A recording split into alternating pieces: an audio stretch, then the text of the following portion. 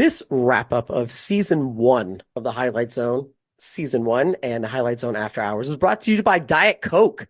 This episode Hey, of Highlight Zone has been brought to you by Diet Coke. Need a refreshing 0-calorie refreshment? Try a Diet Coke today. Shout out to Andy. yay, Andy. How's that Diet Coke? You're traveling through another dimension, a dimension not only of sight and sound, but of Twilight Zone reviews. A journey into a wondrous land of intoxication where a father, son, and guest drink and retell episodes of the Twilight Zone. There is a fifth dimension. Stay tuned because your next stop is the Highlight Zone After Hours. The Twilight Zone.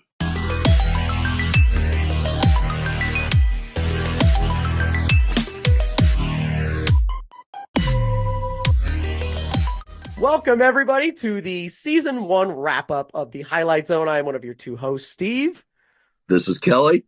And this is one of the weird ones that we're doing not in person because our in-person sessions are now dedicated to the wild new way that we're doing this show. But we wanted to do a season one wrap up of what we kind of saw in the season one of the Twilight Zone and our notes. But first of all, Dad, I don't know, are you PBRing it? I know that's your thing over there because I know we usually drink together during these shows and there's no Long Island. So I am opening up a bottle of Rodney Strong wine because it was close to Rod Serling. I'm really just using that as bullshit because this was already in my fridge. I like that, but because I'm 3 hours ahead of you, I started with Long Island iced tea. My man. So it's been about an hour and a half. So I'm ready to hit, because I'm in Georgia, nothing says Georgia like a PBR. So I can tone it down. Give me 2 seconds. You keep talking. So while he gets his PBR, which is the greatest beer, it's so funny. We're going to go over the things that we wanted to kind of recognize through the season one of, there he goes, crack it open. I want to hear it. Are you ready? Yep. That was oddly satisfying. So you did. What we're going to do today is to kind of wrap up just our opinions of season one of the Twilight Zone. Our first season as being co-hosts here at the Highlight Zone and Highlight Zone After Hours. And I want to tell you, Dad, I've wanted to text you a million times over this week, but I didn't.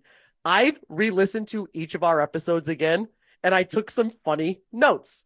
And I thought that we could go and roast ourselves a little bit because season one of our show, let's just say it was inconsistent. Okay. So I would expect nothing more from us. We went through, no joke. So we went through 4 very different stages of audio. Okay. So the very first episode we did was Zoom. So we sounded very much like this. Yeah. The next episode we recorded in a hotel. One of 2 episodes where we recorded in a hotel. And for some reason, it sounds so scratchy and horrible. It's the worst audio ever. So then we start moving forward in our progression of professionalism here at the Highlight Zone. And all of a sudden in episode 6, so you guys go listen to these if you want to laugh.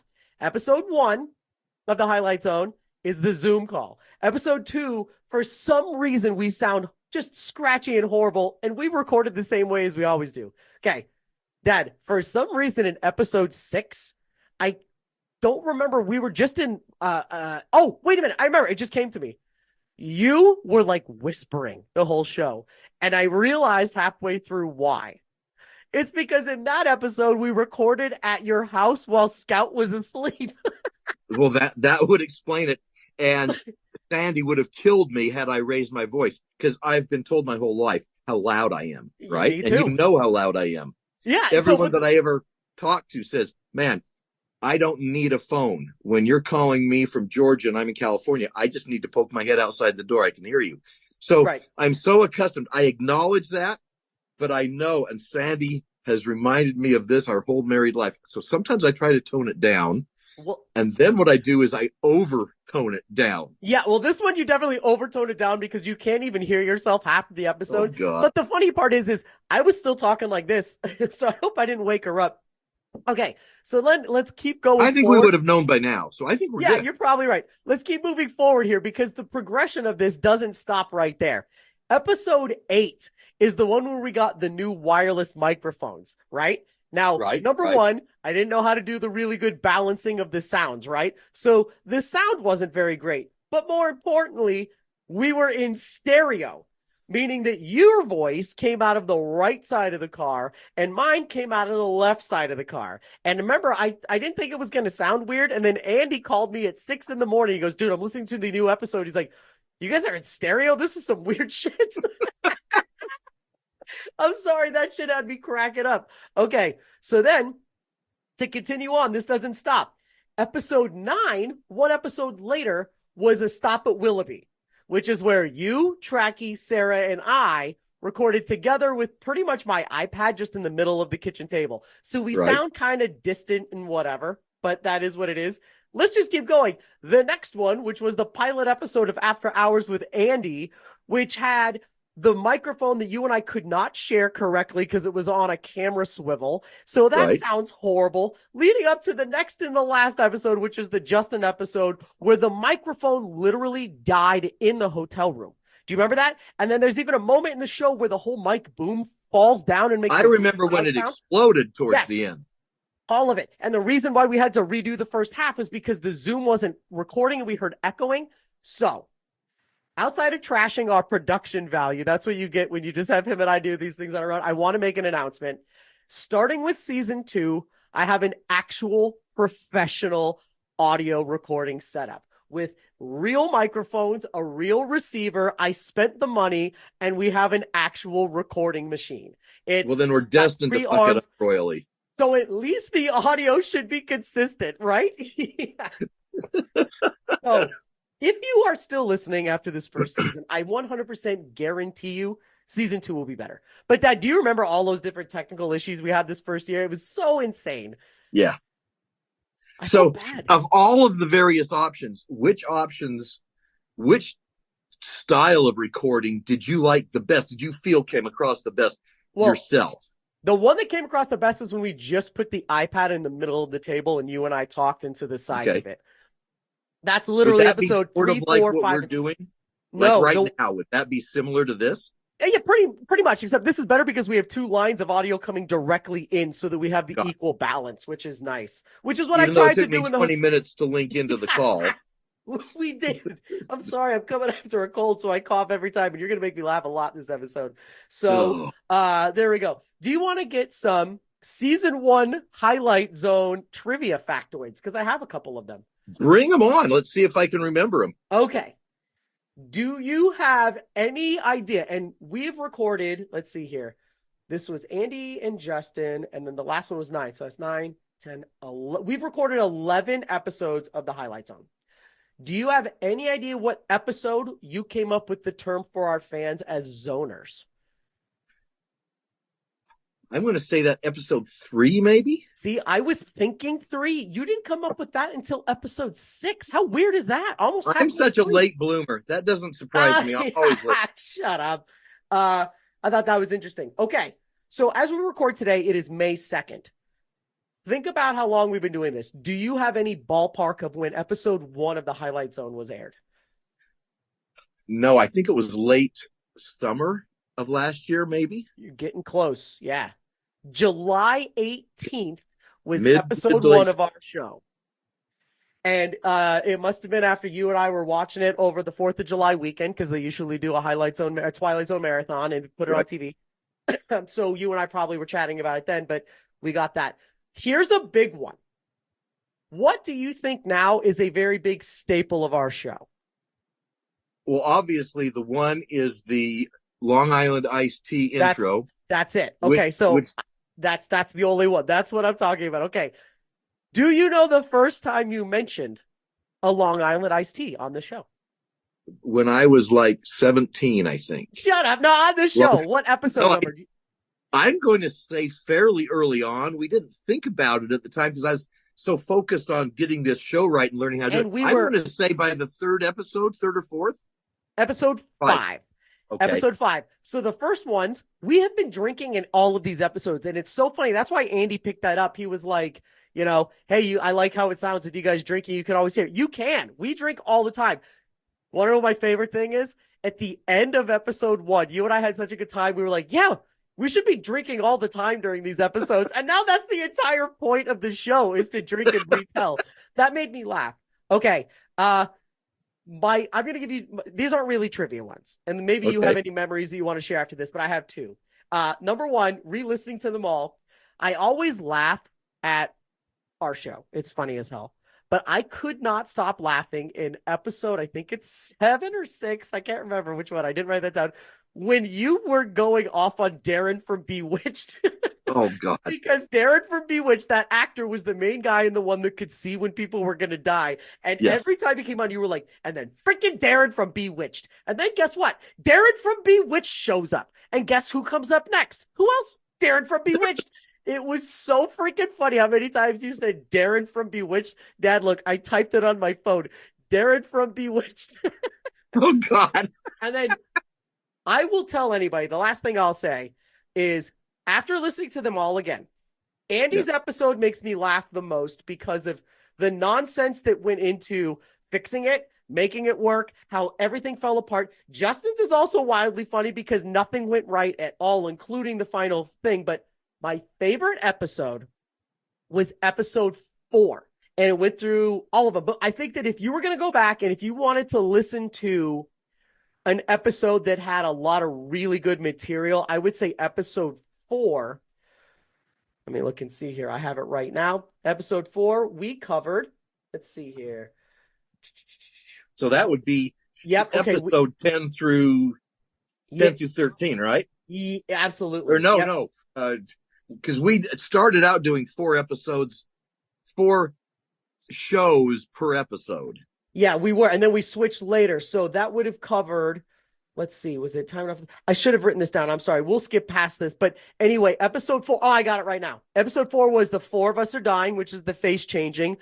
Right. Third from the Sun. I guarantee you that's going to get brought up again later. I shot an arrow into the air, and The Hitchhiker, which I routinely brought up as one of my favorites. And then my last bit of trivia. A long time ago, Dad, when I started podcasting with Steve and everybody. Oh, by the way, we are here on the All Things Geek Network. I used to mention that like a professional at the beginning of every show, and I totally stopped. I think it's because of the drinking. So anyway, the All Things Geek Network. Thank you, Steve. Here we go. Diet Coke. Do you have any idea how many times I have said that this one episode is in my all-time top 5 episodes of the show? I have the number. I'm going to say at least 10, if not 15. How many? I have said it 17 times. Okay. So they used to call me Hyperbole Steve. So I see it and I know it back then. I am a hyperbole guy. Out of 36 episodes, 17 of them I said were on my top 5.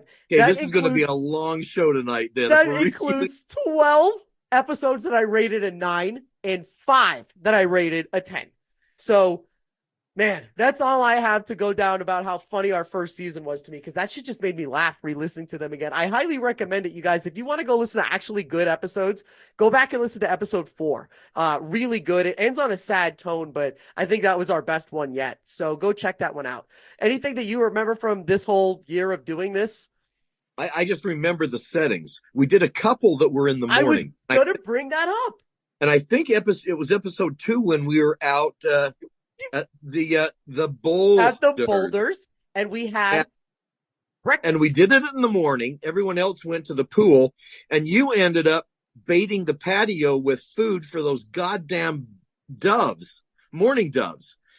Half the show was spent you trying to sneak around the curtain so you didn't scare them away, and then throwing food. Okay. What was it we were feeding? Oh, it was Cheetos. It was Cheetos, dude. I love that you remember this. So they didn't go to the pool. They went to yoga because Tracky was teaching yoga. Okay, and I got breakfast, and then I was feeding Cheetos to the squirrels and the birds outside of the room. That's wild. How many episodes did we do in hotels? 2. How many episodes did we do at your house? 3. How many episodes? We did the rest of them at my house on the couch. Got it. I'm glad you brought that up. Lounge, or in the Casa de Steve lounge area. The lagoon. We did one on the dining room table and then the one in the lounge. Yep, Studio Lagoon is what we're calling it, and that's where we're going to keep on recording this year. So I love it. Cool. Well, it's been a really fun year doing this. Actually, it's not even been a year. It's been what, 10 months? 10 months Yeah. and we got through one season. So that was a little rapid fire because we were doing the show with 4 episodes at a time at one point. So here we go. Let's go through our lists of what we, after looking it all over and seeing my 17 episodes that are all in my top 5, I kind of realized that we need to do a top 5 of our favorite episodes from season 1. So I have a feeling I know what your number 1 is, especially because I re-listening to it today. Your reaction is so good. I'll be honest, I got such a kick out of listening to it again because I don't think I've ever heard you like anything that much. I'm pretty pumped. So I have a strong feeling I know what your number 5 is. Your number 1. I have 7 on my list. I can't figure out the ranking. So I think I'm good. I think I'm good. I stuck to 5. And the first 4 leading up to my number 1 are all close. I had that same kind of really enthusiastic response to each one of them. And it left a memory with me that prompted me to bring it back onto this top 5 list more than the others. So it'll be I don't have a ranking 5, 4, or 3 because 3 through 5 could all be. Well, okay. Do you have one that you know for a fact is your favorite episode? If so, save that for number 1 and then the rest. Yeah, I do. Yeah, cool. I do. Then do it like that. Okay. Yeah. Well, then I'll start it then, and then if we have the same ones, then we can talk about them. But That's save your number 1 until the end now. So I will. Got it. Excuse me. All right. So my number 5 is A Stop at Willoughby. I love that episode. It always gets me going, and it was fun to record that with the group because also it's one of those ones that I kind of remember differently. We talked about that, how I remember it being a sweet episode and blah, blah, blah. And then you realize it's actually a super dark episode. I remember it being good, and then it's not. He's dead. This is the one that we recorded with Mom and Sarah. Yep. And we thought about it, or at least I thought about it after. And there are some things I missed the first time. And there's things I miss always the first time and even the second time. I went back this past week and watched one for the third time, and there was clarity on a point, and I'll bring it up in a little bit, that I made a comment about this object that was in the episode, but I didn't really understand how it got there. Well, hell, they explained it in the very first sentence. Obviously. No, I know what you're going to say. Times. You're going to talk about the car, aren't you? Just shut up. Yes, I am. I know it because I just listened to them all again. Okay. I'm sorry. I had to say that. Yes, but you're absolutely right. Those out there there are cars in a lot of the episodes, so we'll narrow it down a little bit. Keep that. I'm sorry to spoil it, but I'm so happy I got that right. I feel like I'm going to call with my boss. Oh God. All right, then what's another one on your list? All right. Well, I'll start with my number. Let's call it my number 5. But I want real quick. I'm going to explain. I'm sitting here in a quandary trying to figure out how do I take 36 that were all good, except for a couple of them that really sucked, and come up with the top 5. And last night I just couldn't get to sleep. I'm thinking, what can I do to bring it into focus, if for no one else out there listening, to me? And I tied it into our trend and history now of using Long Island iced teas as the Kickstarter. And what are the ingredients of those? Well, there's 4 types of alcohol. And I use a shot apiece to create the foundation, the 4 cornerstones, if you will, of what makes a great show for me. So I thought, how can I remember it with this old feeble brain of mine? And I thought, okay, 4 shots. What can I come up with that uses the letters S, H, O, and T? That's how I'm going to do it. The best shows have to have these 4 elements. This is the most Kellyism thing I've ever heard. Okay. And I love that. All right. Okay. We're keeping this going. Go. So number S is the storyline. Every movie, of course, everything when we turn a TV on has a storyline. But when I mean storyline, I mean something that grabs you instantly and suddenly you're a part of that episode. That to me is a compelling storyline. So it's got to have a great storyline that keeps you going. Because I could go on all night about some of the ones that we watched that I think the storyline sucked. It was convoluted. It made no sense. But if it's a good storyline, that hooks me in. What is the S or the H? Obviously, it's a hook. There's got to be something that happens in the first couple of minutes that gets your attention from work that you've got on your table or something else, or if the Red Sox are losing by 5 or how shitty your pitchers are, and you focus in on this show because there's a hook that reaches out and grabs you. So there's the S and the H. The O is originality. The thing I loved about the Twilight Zone when I was a kid, and it applies today, and that's so often we see movies. How many times do we watch a movie today and you say, that's just like this show, and that's a remake of the other show. Yeah. And it's the exact same thing over and over. So the O is originality. And you know what I'm talking about because you know what I mean based on your 5. It struck you as that is original. And the last one, the most important thing with a hitch or with a Rod Serling key is a twist. There's always a twist. Okay. So it ends with a twist. It starts with a storyline, a hook, originality, and a twist. So what do you think of my 4? Okay, I'm going to tell you, originality I thought was a stretch because all of these ones are super original because I hadn't seen anything before it. You got me back with twist because almost all of mine have a real big twist ending. Now, I know most episodes do, but the real good ones that grab you, yep. Okay. I'm kind of smitten with your shot list. I kind of like that. Wait, so story, hook, originality, and twist. Okay.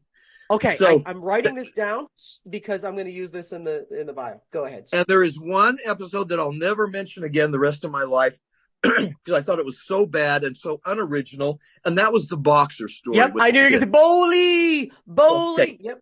There was no originality in that. Now, it may have been original in the exact way in which they filmed it, but the storyline, everything, that's mundane. That's been played 1,000 different times, right? Or how about the old hag that's the has-been movie actress, and she wants to go back and just disappear. I mean, that theme has been replayed over and over and over again. I wish I could be there. That's episode 4, the 16 millimeter shrine, which I gave a 6, and IMDb has it as the same. Okay, so those to me, those aren't originality. There was no hook. The storyline I thought sucked, and there's the twist. You're just glad to see the old hag disappear. So that's in my warped brain. That's what I used as a way to rate these. Sadly, you know what? I go through your list, and the Mighty Casey still gets 1 for me. It gets the O for originality because at that time, the idea of a robot baseball pitcher, that's about as original as you get. Now, originality doesn't equal good because that's a shite story. And actually, it's not a bad. Well, it was so unbelievable that at some point during that 27 minutes, you're going, they just did that to cover their asses for what they did 2 minutes ago. Yeah, that's not originality. That's CYA. Yeah. So I'm going to shoot right to my first one of the 5, and that's episode 12, which is What We Need. This one, emotionally really effective. This is the old guy peddler that walks into the bar, and he's got a little box full of trinkets, but he knows what each person needs. And there's 3 or 4 people that he gives them something. They can't figure out at first, why did he give me this? And then something happens in the next 3 to 5 minutes where that item or object becomes that becomes the center of their life at that moment. And the storyline is there's a bad guy that recognizes this, tries to get our guy to give him stuff so that he can win at horse racing, win at gambling. And at the very end, this old peddler is so smart and knows what's coming on.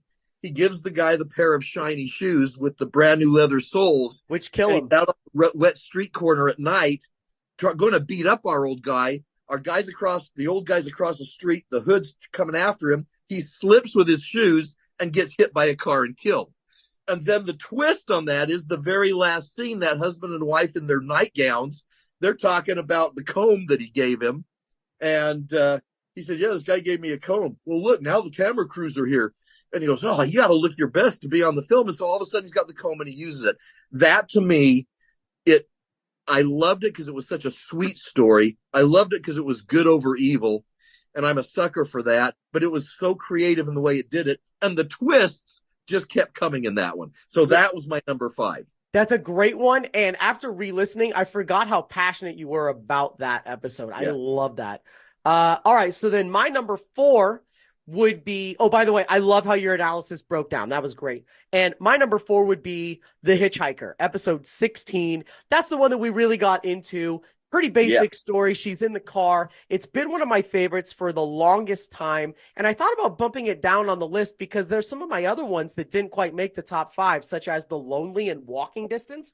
But this has always been such a folks, this is going to get fun in the next couple of shows we talk about. No joke. So I love this episode. I highly recommend people watch it. By the way, I used to plug this more. I need to say, if you want to watch any of these things, they're all on Paramount Plus.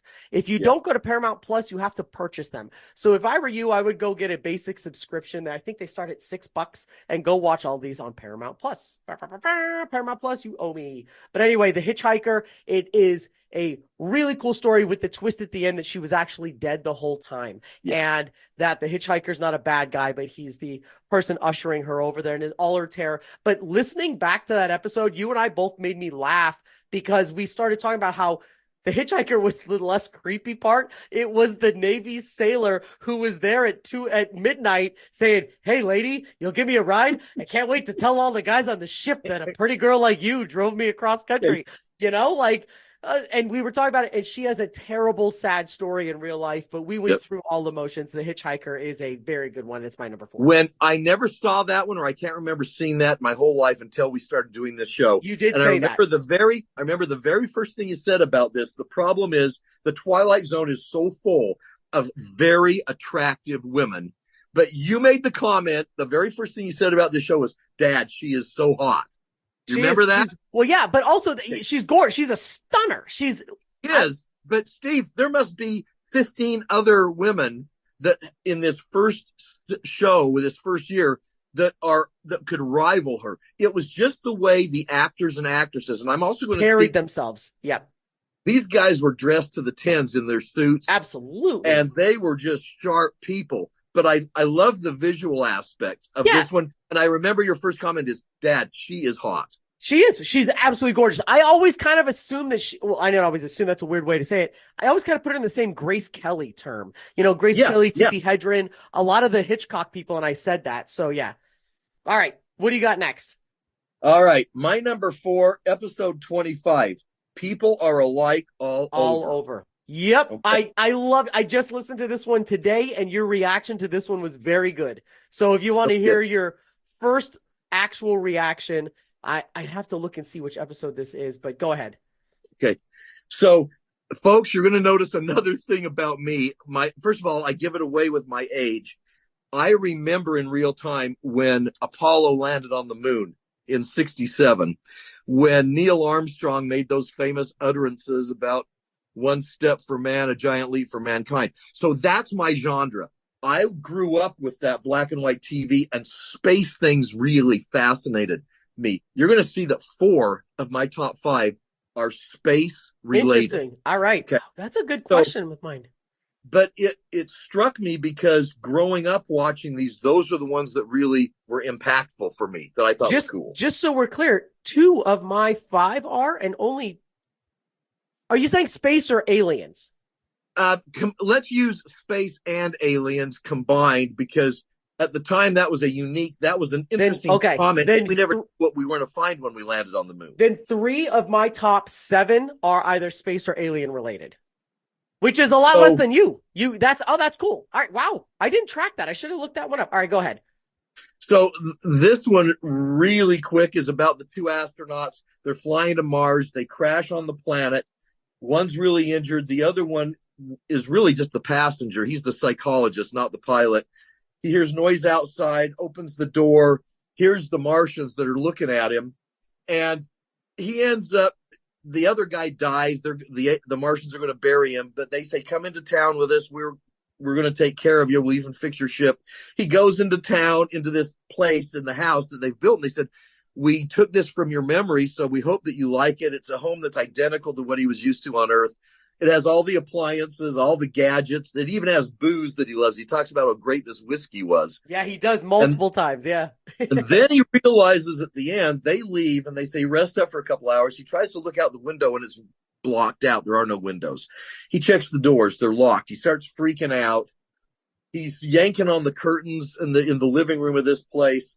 At the very end, the curtains come down, the wall goes down, and he's in a cage. There are bars, and outside are all the Martian men and women and kids looking at him.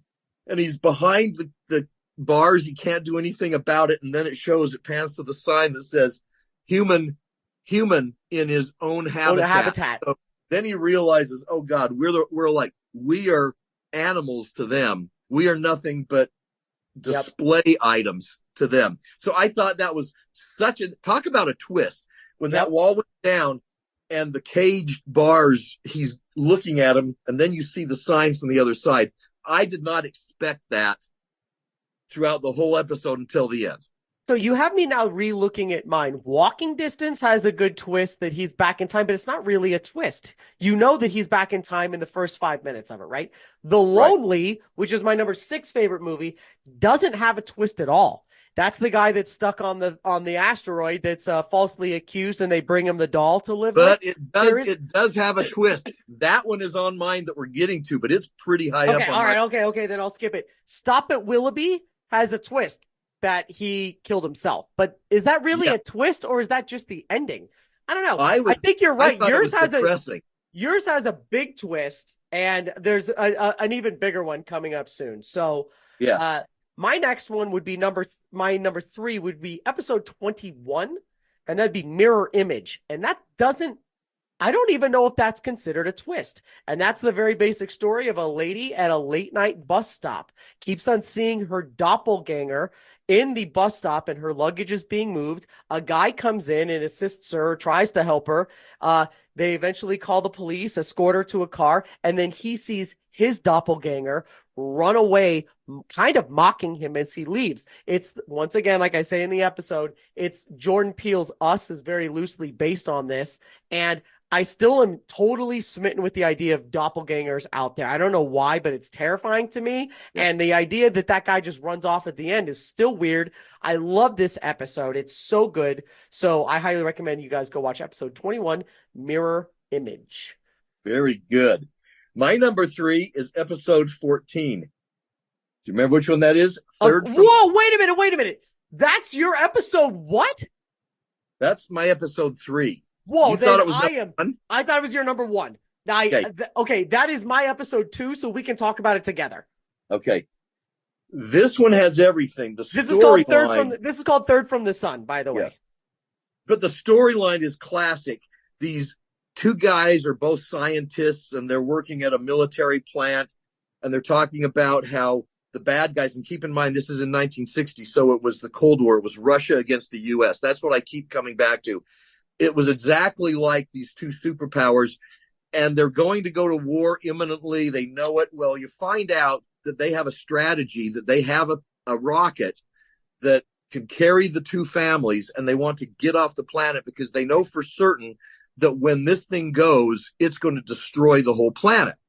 So it's not a rocket. Hold on. It's not a rocket. The entire twist is that it's a flying saucer. Well, yeah, it is. Because that's when you start to realize that it's not. Okay, I never realized that. I just figured they had to take a rocket and squish it because they got 2 families that are going to get in there, and there's no way in a rocket they'd be standing on each other's heads. So I bought into that storyline. This is why the storyline is so critical. I bought into that, and I was even thinking, wait a minute, we didn't have flying saucers. We have rocket ships. So I completely bought into this. But at the end, as they're heading out in their old jalopy and they come to the chain link fence where the military compound is behind it and the flying saucer's there, the guy's boss is there with a flashlight and catches him. Well, they subdue him. They knock him out or whatever. They get into the spaceship. The flying saucer takes off. Do you want to finish it off? Yeah, and they're flying away, and you see the 2 families with everyone together, and they say, "Where are we going?" And they go, "We're going to that star right there." Well, where is that? And they go, "It's called Earth. It's the 3rd from the sun. They have a similar language to us. We're not that different." And that is what we saw in the 60s as UFOs, was literally people just like us flying from a different planet. I thought for sure this was going to be your number 1. after listening to all of it, that was the one I guarantee. And that is my number 2. The twist factor is huge. It's one of the best twists in this entire thing. The left turn at the end, when you realize that they're not, from Earth. They're from not Mercury humans. or whatever. They're aliens. Yeah, absolutely. They're aliens. And then what we have been seeing in Roswell and today or whatever is literally people just like us escaping their own shithole that was literally blowing up. That is the greatest twist, and that's why it's my number 2 favorite of this season. Great. And they waited until the very end to drop that twist on you, but you bought into it because the storyline is so good, the intrigue. Are they going to make it to the flying saucer before they get caught? Because the boss was coming over to their house, and you sense that he knew that they were planning something, so they had to escape the boss. And then when they drop that on you, it's like, oh my God, everything in my universe, in my head, has been twisted upside down by that one sentence. I thought that was fantastic. You said 3 minutes. It's the last 30 seconds. That's how good this is. Literally, it is the last 30 seconds. It is. Let me read this to you. This is his closing narration from this episode where he says, behind a tiny ship heading into space is a doomed planet on the verge of suicide. Ahead lies a place called Earth, the third planet from the sun. And for William Circa and the men and women with him, it's the eve of the beginning in the Twilight Zone. I think that after reviewing all of these, this episode I never gave enough credit, and usually people don't. You always see the same 5. This one I think deserves more praise, even though it's not my favorite episode of the season. But that's my number 2 pick. What's yours? Well, just going back, my last comment on my notes. I'm sorry. I didn't mean to skip it. Sorry, no, I was just going to say my comment in italics is greatest last second twist ever. And I still hold true. That one comes from behind and grabs you in a way that none of the others will. That was awesome. I'm going through my list of all of the ones with good twist endings, and none of them are as big as that, except maybe my number 1. It might be your number 1 too. But if so, that one's got a pretty big twist ending as well. But anyway, what's your number 2? All right. My number 2 is episode 7, which is The Lonely. Oh, you put it that high up on your list. That's awesome. Because I thought that was going to be my number 2. Number 1, remember, because of my age, I'm thinking spaceships, I'm thinking asteroids. I remember that when watching it as a kid. And the planet, this dust bowl thing that the guy's stuck on, because he's an inmate, he's a prisoner. And back then they used asteroids to keep our prisoners on, so we didn't have to bother feeding them here. But the thing I told you about, Steve, that I always wondered, how did they get that old jalopy outside his shed? And if you listen to it over and over again, in the first second, this prisoner is talking to himself and he says, yeah, the first year it was so boring. I'm glad they brought me the pieces of a car. It took me a whole year to make that car. So they were bringing him things to keep him occupied. So the answer to my question for decades of what is a car doing there made sense. All of a sudden it made sense to me. And I didn't even pick up on that until just a few nights ago. Oh my God, that's incredible because I've watched that episode 100. That's one of the episodes, and if you listen back to us talking about that, I used to tell Lila about when she was a little kid, and she would ask me to tell it again and again, right? It's one of her. Right. I don't even remember that aspect of it. That's wild. But if you watch it, just listen for that. Yeah. He explains it, and I thought my head's blown because I didn't realize that. No shit. That's the fact that the guy brought him. So now you know that they bring him stuff because they're sort of sympathetic to his plight. He's stuck on this asteroid. Yeah, they're way sympathetic. They bring him. Well, the captain is. The 2 guys that fly with him. Well said. Well said. Yep. But this guy brings him the box and says, don't open it until we've left. And he opens it up and it's a robot, a woman, which he hates at first. But then the next scene, they're playing checkers together and he's fallen in love with her because she has every attribute of a human. And the other twist of this is when they come back the last time and they say, you've got your reprieve. You can only carry 12 pounds with you, but we're taking you back to Earth. Well, I can't leave. You got to bring her. She weighs more than 12 pounds. She's just a robot. And he runs in through the rocks to where he knows she's sitting down. And she's very sweet. She's attractive. She's pretty. She's humble. She's all those neat things. And he says, but you can't go. I've got to take her. I can't leave without her. So what does the captain do? He pulls out his 45 and he blows her head off because he knows she's just a robot. He's emotionally detached from this. Our poor dude had spent a year with her. So he's now really attached. I thought, how cold-hearted was it? But at the end, she is just a robot. Exactly. He's not cold-hearted. As a matter of fact, that the look on his face is very much like, "Oh my God, you're right. This is a fake. This is like a toaster." You And know? then Like, he turns in a couple of seconds and goes, "Okay, let's get out of here." yeah, exactly. Which is why I love this episode. This was originally my number 2 when I bumped it back. So I Okay. love this pick. It's been one of my favorites of all time. So now What's your number 2? I just did my number 2. My number 2 was Third from the Sun. So now I'm on my Oh, number 1, which means great. I think we have the same number 1, which is The Monsters Are Due on Maple Street. Yes. Okay. Well, that makes total sense because it's literally, I went through making this list and I ranked out every episode of The Twilight Zone and it's my number 2. So spoiler alert, when we end up ending the show, I just gave you the answer. This is such a good story. It's relevant today. This is the idea that a small, very small suburb street starts having weird things happen and how they turn on themselves so quickly. And by rumor and hearsay, everyone turns and stabs each other and shoots each other the entire time. And then at the very end, which is why I can't consider if this is a twist or not, but it is an alien one. At the very end, the whole point is this street is falling apart and it's going to bedlam and people are killing each other. And there are 2 aliens up there saying, we don't have to blow up the planet. All you have to do is go to their towns, take out their communication and power, and they kill themselves, which is exactly poignant to this point today. It's who we are today. This is the best episode of season 1. I think it's one of the best episodes of TV ever made. To me, the storyline is amazing because it's like Mayberry RFD. It's like the Cleavers, Beaver Cleaver. It's like all of those shows, this small town. And when the power goes out and then the cars won't start and there's that flash where things happen and they all come out, all of a sudden you're hooked. This thing, you're thinking something weird's happening, but you don't know what.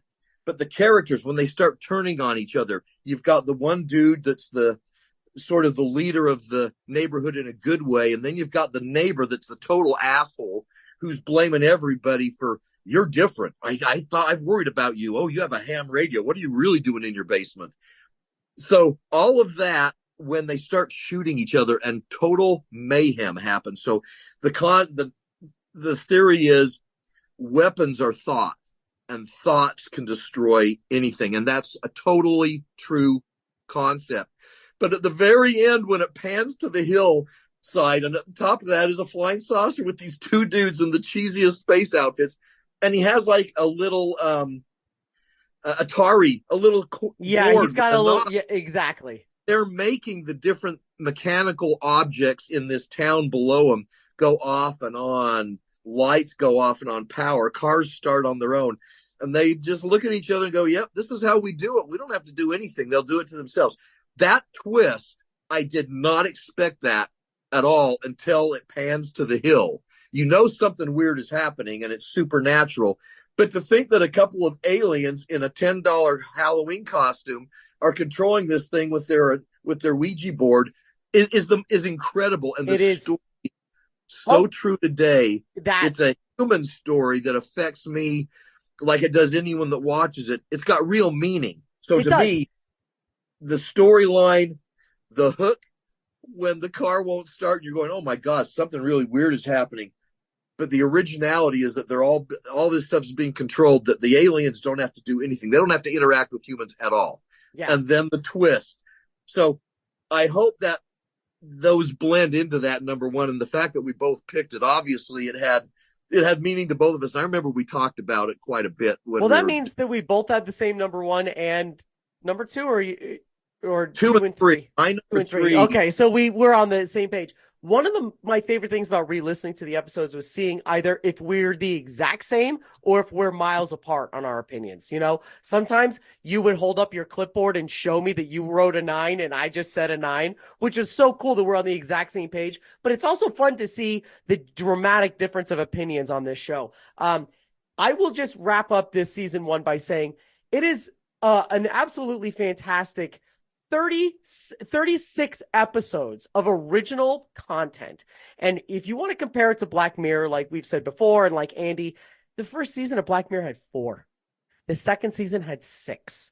Wow. Could you imagine coming up with 28 ideas that were original and thought-provoking and timeless like this. Yeah. This is wild.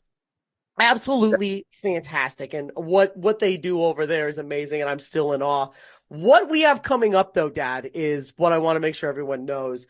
Season 2 of The Twilight Zone has 3 episodes, which are t-shirt worthy, very famous, and they are my number 1 and maybe number 1.1 episodes of all time. We can just go through. One of yours is on here. Will the Real Martian Please Stand Up? Which wraps up season 2. It's towards the end. Starting up early on, though, not too far, is Eye of the Beholder. Eye of the Beholder is episode 6. It's one of the first episodes of the show that I saw, and I have a cool announcement about that episode. Eye of the Beholder is all about how you look. It's a very facial, thing, right? And we have special guest Sierra Belinsky, wife of Andy Belinsky, owner of Face Bar. She's a esthetician. She is going to review this, and she's never seen this episode before. Can you believe that? I have That's awesome. I'm literally pointing at one right now. You have one. I have a poster for it. She's never seen this. So the fact that we're going to get Sierra, of all people, to review this episode raw is wild. We also have The Invaders, which is my number 1 episode of Twilight Zone ever. Talk about a twist. It's my favorite. I have 2 of the toys right behind me, as you can see them. But let's talk about the next episode that we do as we end this wrap up. To start off the Twilight Zone, the Highlight Zone After Hours, season 2, we're going to start off with Sarah, my sweet wife, and we're going to review the 3 episodes. Episode 1 of season 2, King 9 Will Not Return. Episode 2, The Man in the Bottle. And episode 3, Nervous Man on a $4 Room. Those were aired in September of 1960. So, thank you again, Steve. Thank you again, everybody here for listening at the All Things Geek Network. Make sure you listen to all the other shows that we do. We just posted a video on YouTube, if anyone's listening, where we were front row to see Ryan Gosling do the special event show at Universal Studios. So make sure you go and follow our link. And if you want to see what that looked like, to see him in person, I was wicked close, and he's just as handsome in real life, which is so emasculating. I hate it. But go check out the rest of the shows. Dad, thank you again. Our next episode is being recorded, in 2 weeks? Just a couple weeks. Yep. 2 weeks. And it's going to be the one on the new audio setup. Looking forward to it, man. I've got some homework to do. Yep, absolutely. Watch these 3 episodes. Again, if you want to watch any of these, please subscribe to Paramount Plus. I'm not being paid to do that. They have some really good content, including all the SpongeBob episodes. So go over there, check them out. But if you want to watch along, thank you, everybody. Thank you, Andy. Thank you, Justin. Thank you, Tracky. Thank you, Sarah. Thank you, anyone that contributed through first season 1. It was a lot of fun doing it. And season 2 is going to be a riot once we start getting the tech issues down. Thank you for bringing me into this. This has been a blast. I love doing these with you. So hopefully everyone else has half the fun that we do doing this together. And I couldn't thank you enough for bringing me into this. I just choked on Mike drinking wine. I was trying to cheers you and it went down the wrong pipe. More Long Islands next season, everybody. So subscribe and everybody take care. We still don't have a good exit for the show. So we'll just say, see you on the other side. Until next time. Find your own highlight zone, man. We found one. And it starts with Long Island and ends with ice.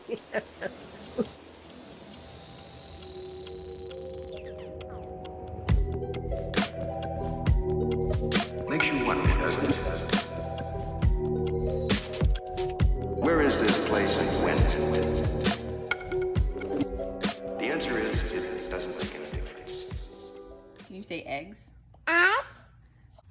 Steve is.